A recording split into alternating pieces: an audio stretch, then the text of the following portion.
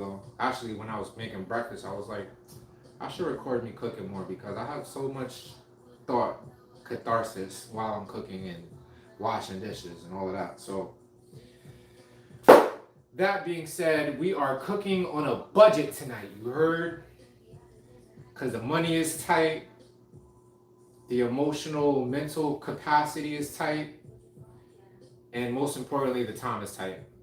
I'm already hungry. My dad's been asking me for dinner for like 2 hours. I was like, yo, I want to shave. So he's been patient. He doesn't know that this is happening right now, but he will when he comes downstairs. But let's get right on to it. Oh, chill. My phone is already cracked. We don't need none of that.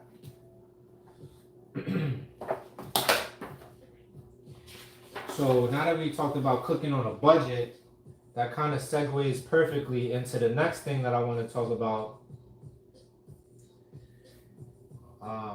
which is emphasis on food. I'm gonna just grab this and take this with me. Emphasis on food. As you all, some of you might know that I used to be vegan and I used to take veganism very seriously. I was one of those people who would run into the restaurant and be like, meat is murder, and run back out. Literally done that dozens of times. Wild times. But times have changed, and what I am realizing in my 39 years of wisdom is what's most important is being grateful that you eat it all. Facts. Being grateful that you have anything at all to eat. Because a lot of people in the world have nothing to eat. And I think we need to remember that. So, like I said, I will deliver. I've never had this before. Zatarain's bourbon chicken pasta, baby. Is basically a skillet meal. You throw it in a skillet, and 10 minutes later, it's supposed to be slamming. We gonna find out how that is. And while this is cooking, we're gonna talk about all the things that I want to talk about. Another thing that I want to talk about after we get into it is like relationship advice. Hold on, let me get my book. We already talked about the emphasis on food. The next thing we're going to talk about is ideation, right? I want to talk about ideation with you guys because, I mean, I have a lot to talk about, but it's like, I want to give you guys some space to input what topics you want to see on the channel. Let me turn my phone around so I can see if there's actually like comments being made. Oh, doesn't look like there are any. Well, none that I can see. If you're watching this right now, comment to see. Let me see if this pops up. If your comment pops up. Doesn't look like it. But there are 24 people here, so I know that. I know that much. Oh, there we go. YouTube is moody. There we go. YouTube was like, computing, and just popped up the comments on me. So we're going to preheat our pot. It's very important. If you didn't know, whenever you're cooking, take it from an expert, Michelin star chef. You always want to preheat your pots. If you don't preheat your pots, you fucking up. So I'm going to let that warm up. I'm going to read these directions real quick. Pour contents into a bag in a non-stick skillet. Cover it. Stir it. Cook it for 8 minutes. Remove the lid. Uncover 2 minutes. And that should be that. You can also cook those in microwaves, but I never cook in a microwave. That's terrible. You shouldn't do that. So I'm gonna let that heat up. Get my butter out. Yo, remember last time I lived here? Who remembers that video I made with when I first came back here a couple years ago? And I had to I made like a whole video of me clowning how the fridge was looking. And it's not too bad. My dad's been keeping it up while I've been gone. I did get some TLC the other day by my dad's significant other. She came in and hooked it up because she probably saw me side-eyeing it like, I'm definitely not cooking unless. Let me close this refrigerator door. I can hear my elders right now. Boy, we don't close that refrigerator door. But yeah, I said that I wasn't cooking as long as that fridge looked like that. We got the pot heating up. You want to know how a pot heats up? You can always tell. Here's another thing you can take with you. I'm gonna tilt this down a little some. Who knows this trick? Comment in the comment section if you know how to tell when the pot is ready to be cooked in. If you heard that, you have a hint. What you do is you get yourself a little bit of water, and you see how it beads up like that? It doesn't just pool, it turns into like little marbles. That's when you know. That's when you know. See, y'all know. Oh, cousin Miles is in here. I think that's my cousin. That's what's up. So I'm gonna go ahead and put my butter in there. Bop. Bang.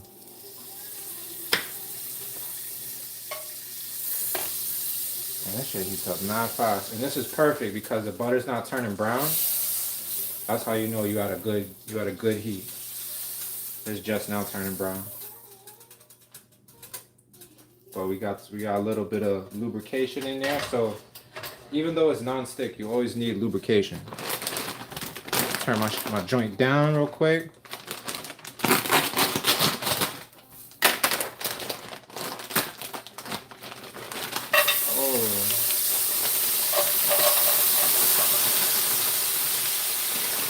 Want to make sure there's no like sauce in there.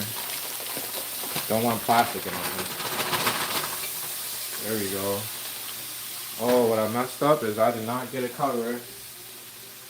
This actually works. Perfecto. Yeah. Pop. Alright, so set the timer for 8 minutes. Let me loosen this up and switch this around. Oh, we got 30 people in here now. Wow. All right. So as promised, now that we got the food cooking, somebody said, why did they break up? I'll let the comment section answer you on that one, shorty. That's one thing I do not want to talk about. Because we already passed that. We already a month down the road, you heard? And this is the No Scenario channel, not anything else. Peace. What up? Let me see if anybody else said something. Oh, everybody knows about the water trick. Okay. Y'all be knowing.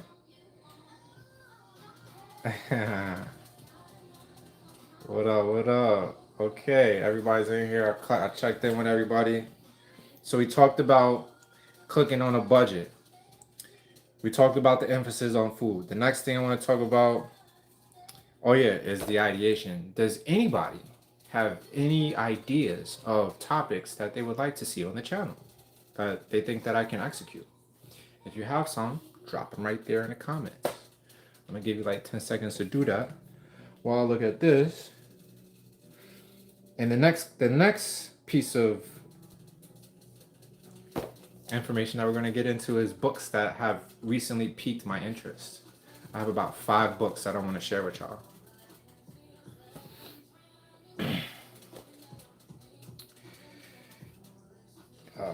Yeah. Who else has to listen to music while they cook? I know I do. I have to listen to music for almost everything I do. Take a shower, brush teeth, poop, work. I'm definitely listening to music. You heard? Let's see what these comments are talking about. Moving through adulthood. Yeah, that's a good one. Moving through adulthood. Who else is like 35 and up who still kind of identifies with like their 20, 25-year-old self? Like I feel like I've been 25 for about 15 years. Not that I'm not learning or I'm still like young in the mind, but like young in the body, young in the spirit, like forever young, as Jay-Z says. Breakdown of creative process while writing. I tune in because your style triggers nostalgia. Yeah, I mean, I write every day. If you've heard me say it before, there's this book called The Artist's Way by Julia Roberts. Even before I ever read that book, I was take it back to like my junior year in high school with Mr. Vicari. Mr. Vicari was like, "Yo, you have to journal every day." He like made sure that we did. Like the first 10 minutes of class, everybody had to sit down and journal just to make like it's very important. And something that I've learned recently is really good for retaining information. So like if you learn something, this is actually like a science experiment. I don't know. I'm not going to give you like the where you can find the study, but what the study said was they took two groups of people. One group of people, they gave like 5 minutes of information, and then they waited a little while, and then they gave them the same information again 5 minutes later, and they watched it, and then they like tested them a week later. The other group, they gave them the information 5 minutes, and then they had them write it down right after that, like without watching it, just write down what they remember. And a week later, when they tested both of the groups, the group that wrote it down remembered it like on a scale of 40% more. They remembered the information. So writing, definitely let that be motivational, whatever. So like, so you go write. Like I definitely recommend that for everybody. Yeah, you gotta get a journal, Bree. You gotta. Even if it's not a journal, it could be like a yellow notepad. Anything with empty pages, just write on that. Has anybody been keeping time? I think it's been about like 4 minutes. Yeah. So, let's talk about these books, shall we? And continue to write down your ideas of topics that you want to see on the channel. I want to give you guys space to do that. Hopefully, we do this live thing a lot more.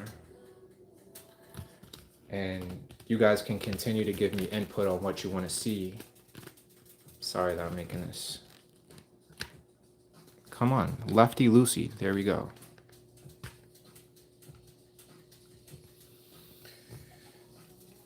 All right, books. Where did I write that down? Don't tell me it's in my... No, I did write it down. Shoop. All right, so first book recommendation, something that came across my radar that really piqued my interest. I have 5 of these for you. Ready? Grab a pen. If you... Or just listen. Just listen. You don't need to grab a pen. The first book is the Marvel Cinematic Universe Official Timeline. Why do I want that book so badly? Is because I stopped watching after the Avengers Thanos epic, because they started bombarding us with movies like 2 or 3 a year, and you literally have to watch every movie to understand the next movie. I think that's just my idea. I appreciate Easter eggs. I appreciate knowing all the little tidbits. So that is a book that I want to get, so I don't have to go back and rewatch 30 hours of Marvel movies. I don't get time to watch TV nowadays anyway. Like, I'll start watching TV when my bank account is like on 5 figures. Then I'll be like, oh, I'll pick up the remote and hit something. Not to say that I have stopped watching anime. I do watch a episode of anime, like in 5-minute segments. Like when I'm eating, like if I eat this, I'll watch a little bit of anime while I eat, but then once I'm done eating, I'll turn it off, I'll pause it, and I'll pick it up the next day. Should be time, right? Thank you for that. Looks good. I'm gonna turn it down though. You guys want to see the unveiling? The unveiling? All right. Who thinks that it's stuck?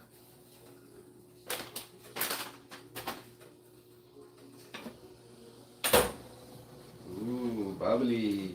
All right, very little sticking. Yes, yes. That's what I'm talking about. Now we're gonna cook some of that liquid out of there, and it's gonna be slamming. I might have to dress it up with a little bit of seasoning. It looks like it needs some pepper. I could already tell. I'm gonna let the salt come once it's plated. That chicken does look like it needs to cook a little bit more. Alright, bang. So,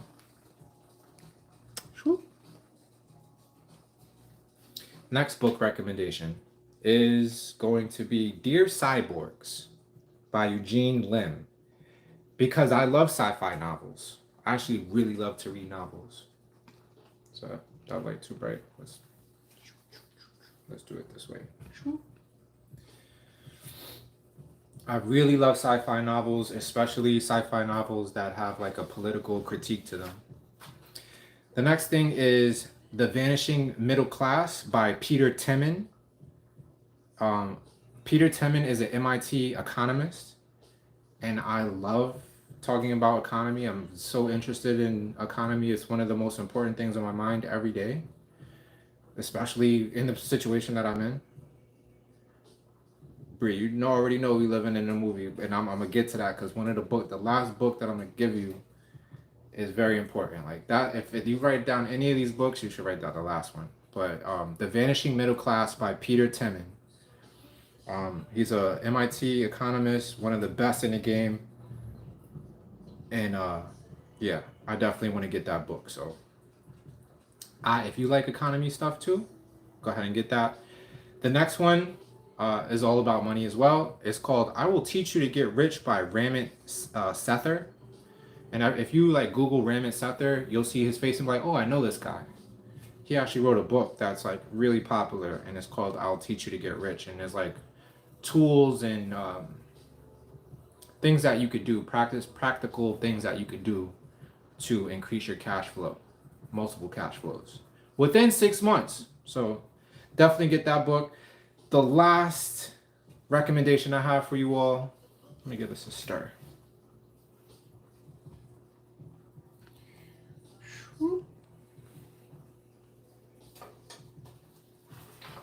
Still no sticking. We good money. Probably like in another minute it'll be ready. But all right, the last book.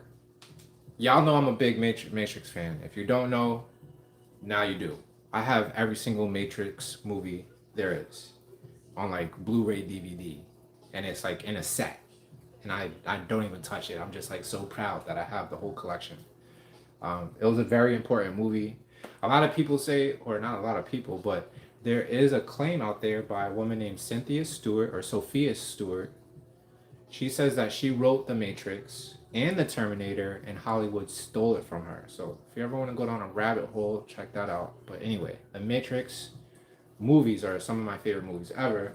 And if you remember in the first Matrix, Neo, who was Thomas Anderson at the time, he wasn't Neo yet. He hadn't even taken any of the pills.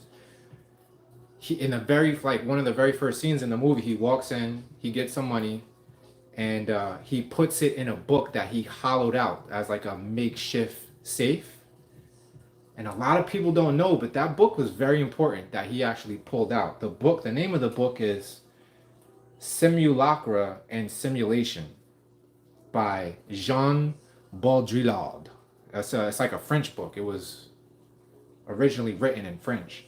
It's a book that I want to get because I have everything Matrix. Like, so it's a requirement for me. But if you're interested in how modern society replaced reality with symbols and signs, leading to what's called hyperreality, where reality and representation blurs, resulting in a culture dominated by simulations. This guy wrote this book in 1981, by the way. So there's that. 5 book recommendations. I'll go through them real quick just to give you the titles one last time. Marvel Cinematic Universe Official Timeline, 1. 2. Dear Cyborgs by Eugene Lim. 3. The Vanishing Middle Class by Peter Temin. 4. I'll Teach You to Get Rich by Ramit Sether. And the last one is Simulacra and Simulation by Jean Baudrillard. Bang. And that's that. The last thing we're going to get into before I bid you all goodbye and eat this eat this meal is relationship advice. It's like 5 or 6 little things that I need you all to have, because it could save the relationship that you're in right now. Or if you're not in a relationship, it could make the relationship that you're going to have in the future way better. Let's give this another stir.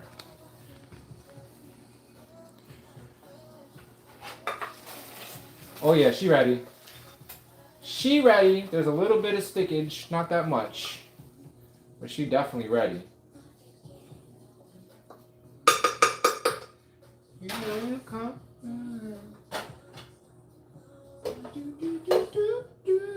All right, we're gonna let that rest for a hot second.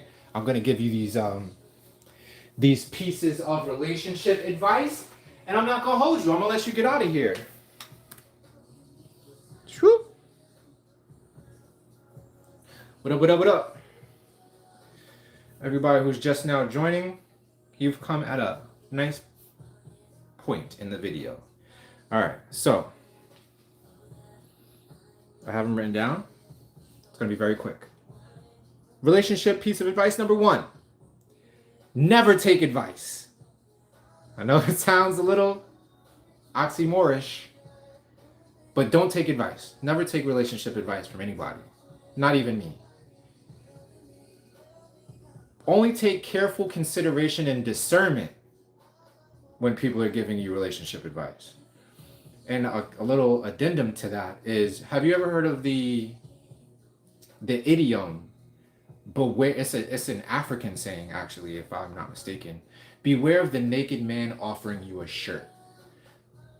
I say that to say, if someone's offering you a piece of relationship advice, they damn sure better be happy. They have damn sure better have been happy in the relationship for a long time. Their partner better be happy and co-sign each other's happiness. If you were to take their relationship with a modicum more of a consideration compared to somebody who doesn't have that to show. All right, that's piece number 1. Number 2, 5 years. 5 years. I'm going to recommend you all take at least 5 years to really say, I'm committed. This is it. I'm ready to do this for the rest of my life. Let's move in together. Let's have children. Don't argue with me. I'm gonna give you a little bit of context for that. Why? Mainly because 5 years has been as long as I've carried a relationship. Another thing you need to know about the 5-year thing is there's 5 stages of relationship. The first one is the honeymoon phase. Yes, 5 years, baby. Hold on tight now. The first phase is the honeymoon phase, and that could last a whole relationship if you're lucky and you hit the lottery. But for most people, it could be a week to a year, maybe a little bit longer than a year. But the honeymoon phase is like when everybody's showing up with their best face, they're putting their best foot forward, and they're keeping all their skeletons in the closets. They're not giving you the full download of who they are yet. And then comes stage 2. Hey, boop, boop. Thanks, High Priestess. Stage 2 of the 5 stages of relationship is the conflict stage. And most people don't make it out of this stage. Most people don't make it out of this stage. The conflict stage is when the skeletons fall out of the closet and they're everywhere and you can see them. And you're like, hold up. I ain't know none of this. But if you can make it past the second stage, you get into the third stage, which is adaptation. It's like, okay, I'm starting to see all these things that don't really sit right with me, but if we really gonna pursue this, I'm willing to negotiate or change, dare I say, change who I am to accommodate this person in my life and keep them complementary to my life. That's the third stage, the adaptation stage. And then after the adaptation stage, you go into the commitment stage where you're like, I see all the things. I'm adapting. And now I'm going to continue. I realize like this is a constant cycle, an ebb and flow that we're constantly going to go through. And I'm committing. And I think that always happens around year 4 or 5. And it's synchronistic. It's ironic that it's also the fourth stage or the fourth phase of relationships. The fifth and last one is acceptance. After you have your conflict, after you adapt, after you recommit, you acceptance. You're living in this stage of full acceptance, and you know that is gonna go crazy, but you still rocking with it. Like there's really nothing that they can do that is gonna make you feel like y'all need to break up. I mean, everybody has their deal breakers, and I think it's very important to go into your relationship, like into the honeymoon phase, before you even get all honeymoony. Like, let your boundaries be known. Let your deal breakers be known. Because you'll say, like, the honeymoon phase, and then you let people know what your boundaries and deal breakers are. That's when y'all break up. Y'all can't get past the conflicts, and now you sitting there looking all sad. So that's it. I'm going to break it down for you one more time. The 5 stages. First, you need to be together for 5 years before you take each other really serious. That's just me. That's the second piece of advice. The first piece was don't take advice. All right. The stages of relationship is honeymoon, conflict, adaptation, commitment, and acceptance. All right. That's for your notes. My third piece of relationship advice is people change. The only thing that ever stays the same is that things and people change. So just be aware of that. And also, you don't have to be like apprehensive about it. You could be happy knowing that people do change. So if they showing you something that you don't really like or you wish would improve, then also know that people change. And so it could be beneficial or it could suck. The way people change sometimes totally fucking sucks. And you don't have no control over that. But you gotta let people be who they are. All right.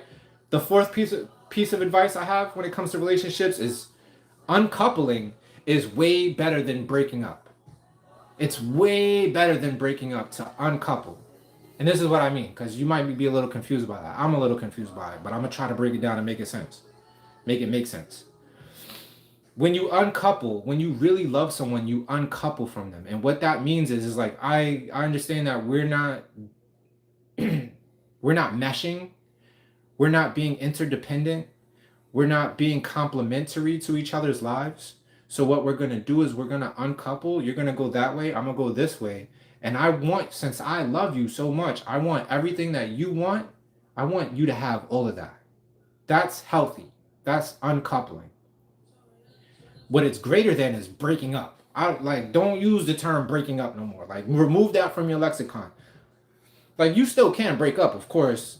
But breaking up is like, it kind of sucks because you're implying that there's like a breaking, like something's broken. Like if you uncouple, nothing's broken. You step away as two whole people. But if you're breaking up, it's just a what's the word? Lingua franca. It's a term that we use in contemporary society that I think is more hurtful than other things that you can choose to say, like uncoupling. And y'all know, if y'all know me, if y'all watch my videos, y'all know like I have some weird ideas about words and why we use them. And like you gotta speak what you want into existence. Like what you speak, you create. Abracadabra. So I'm very mindful about the words that I choose. All right. The fifth piece of relationship advice I have for you is self-improvement daily. Committing to yourself is great, way better than committing to somebody else. You should do it first. Like someone else that you bring into your life serves as a mirror. So it's fantastic in that way, where you can see things. If you have someone in your life, you can see things about yourself that you wouldn't normally see without that other person. But at the end of the day, none of us should be depending on someone else to show us who we need to be. Like I could go on rants for another 10 minutes, so I'm not even gonna do that. I'm gonna just say it one more time. Self-commitment, self-improvement is it'll trump committing to another person all the time. All right, there's the last two. The sixth piece of relationship advice I have for you is when it gets hard and you want to give up, if you choose to work through the thing, it always makes the relationship greater on the other side of the thing that y'all work through. I should have thought about this before I said it, because now I want to go into a whole bunch of different tangents, and I'm going to try to keep it simple because I don't want to hold y'all. But y'all already know. You can't be looking at somebody else's lawn and be like, hey, their grass is green. You got to water your own grass, family. So if the grass is looking dead, if it's looking dry, water that shit. And the grass will always come out better. You will be more satisfied that your grass, you put in that effort into making your grass green. So now you out there on the lawn chilling with your feet up like, I did this. And you're not worried about what's going on the other side of the fence. All right? Last piece of relationship advice is radical honesty, no omission, and no assumptions.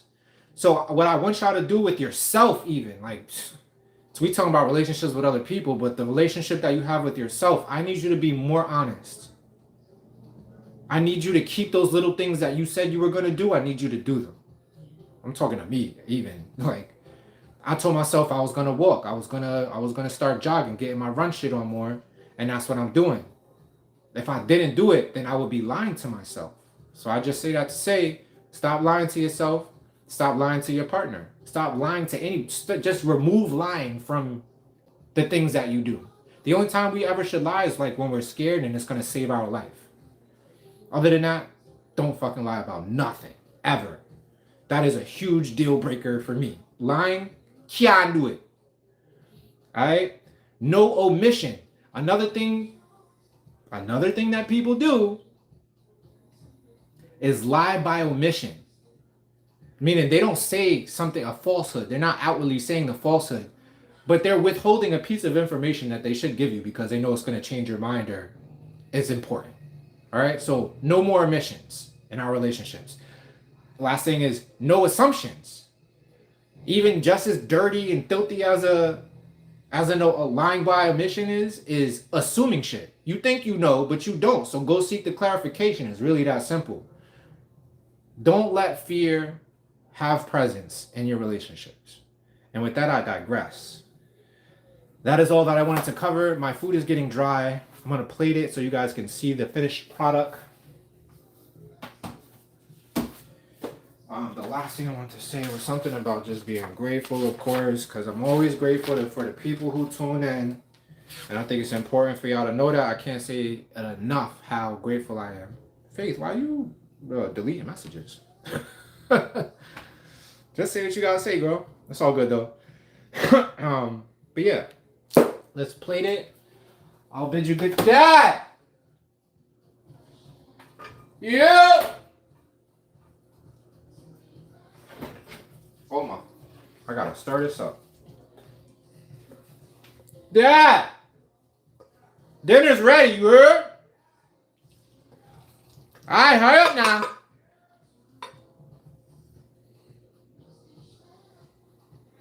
There it is. I'm gonna plate it so you can see what it looks like in a plate. Give me a second. I said dinner ready. Dinner's ready. You heard?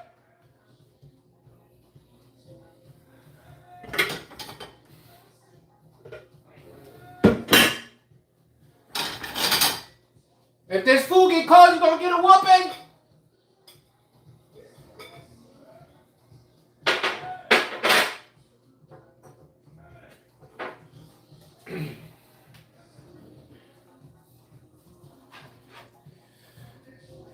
Yeah, so we're gonna plate this. Oh, typo. She says, was saying once someone lies to me, I will never trust them again. Nah, that's a fact, Faith. Like, because the crazy shit, that's why I say there's no room for lying whatsoever. Because once somebody lies, usually that means that they're a liar, and liars always lie.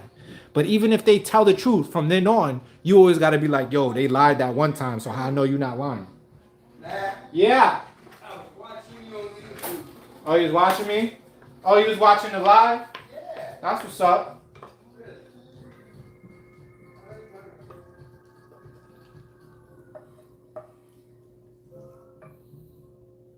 I feel like we still gonna be hungry after this. That's alright. That's alright. that even? There we go. You gotta keep your portions healthy. I feel like I could have ate all of that by myself. And I knew that was gonna happen. I knew that was gonna happen.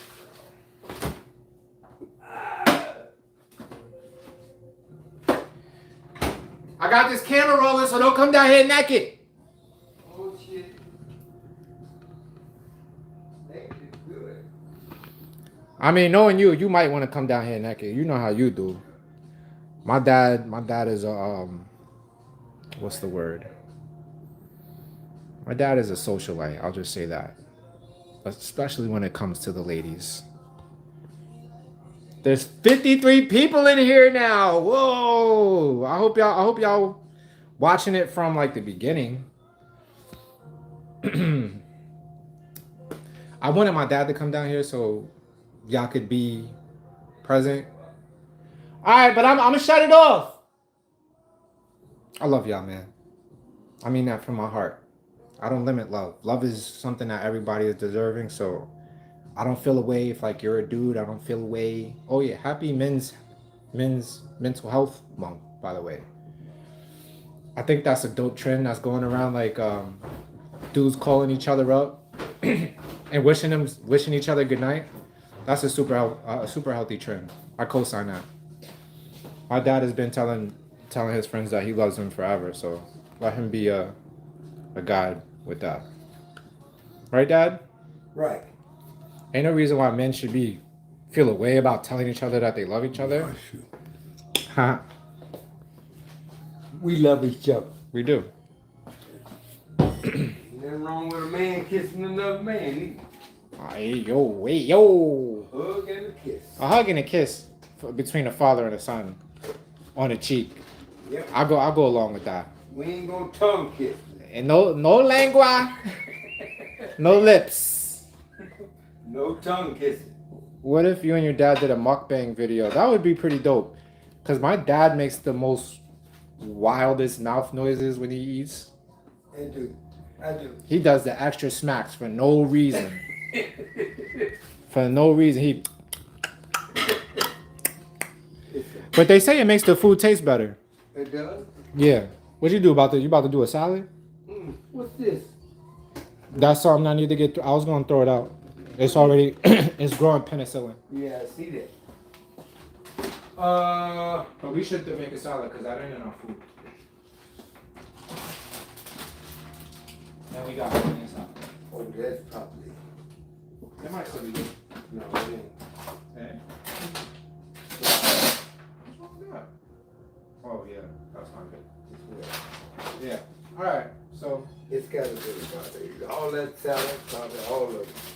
Got it. This one should be good. Maybe. Is it?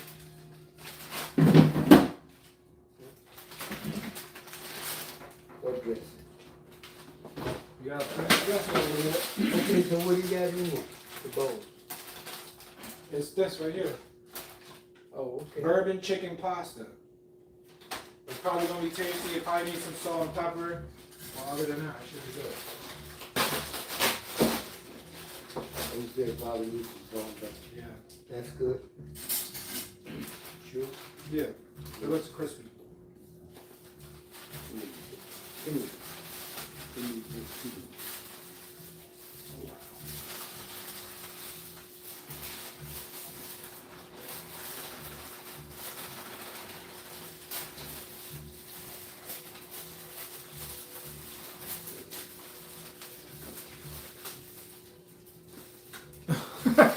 I forgot all about the damn people. What? I forgot about the people. Oh, wow. That's how quickly it happens. I got my mind on the food, man. I sound like Adam Sandler. Maybe because he's from New York, but that's the only thing we sound alike with. I don't sound like no Adam Sandler. I can't stand Adam. Actually, now that I think about it, I do kind of have the same timbre as him. And he does this like I always do that. But that's just a New York thing. If you must know. What up, Chicago? The Windy City. I gotta come up there. That's one city I've never been to.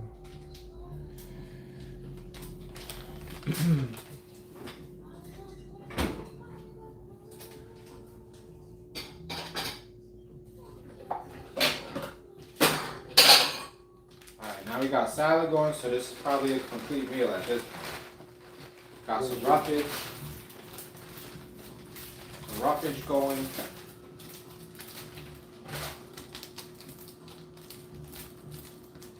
Got cheese. Yeah, give me all the crunchies.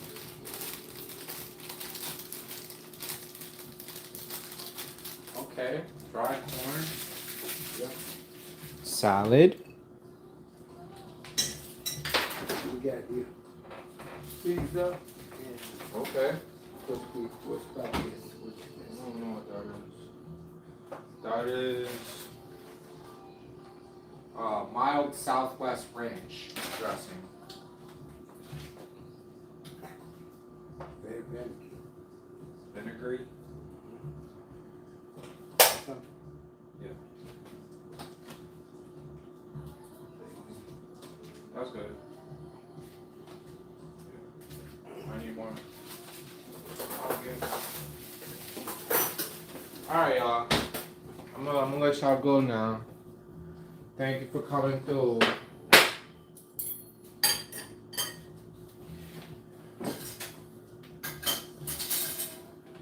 Okay, Chicago big in the building. We're having bourbon chicken Alfredo with some salad. Itadakimasu.